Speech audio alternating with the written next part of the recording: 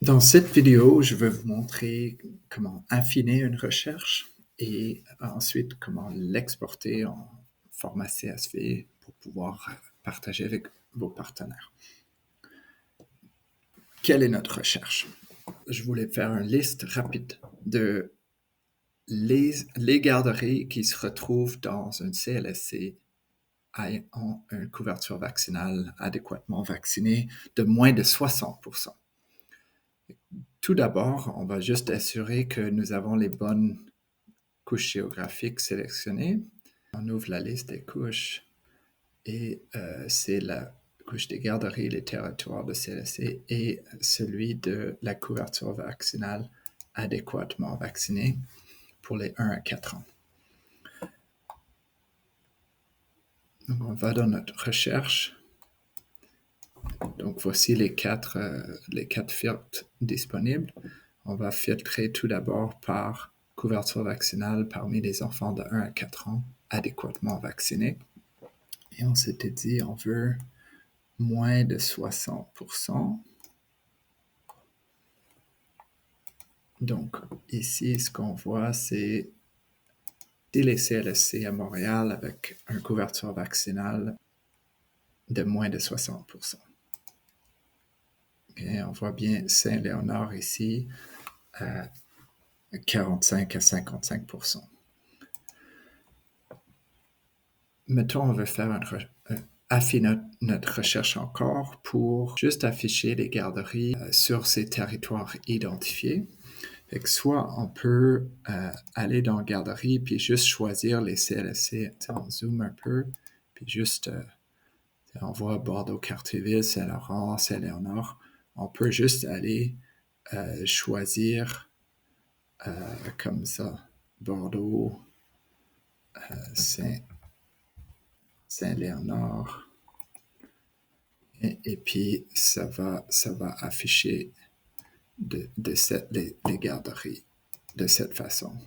Ou on peut juste dire, on choisit Saint-Léonard et on veut juste les garderies avec plus de 50 places et on veut les garderies avec des places pour poupons.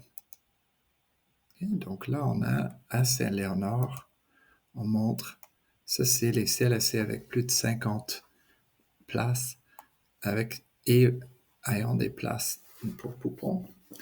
Et puis là, on veut faire une recherche par garderie pour trouver les installations à proximité de cette garderie. Okay? Donc, on peut... ça, c'est pour les écoles, ça, c'est pour les garderies. Okay? Ou on peut simplement juste choisir un de ces places et l'agrandir autant qu'on veut. Et donc, quand on ferme, voici notre liste des garderies dans cette rayon.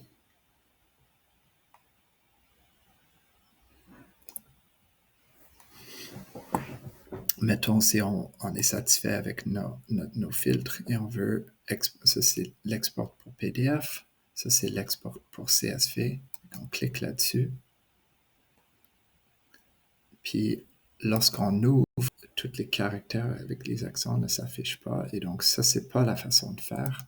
Ce qu'on va faire, c'est on ouvre Microsoft Excel, donc Excel.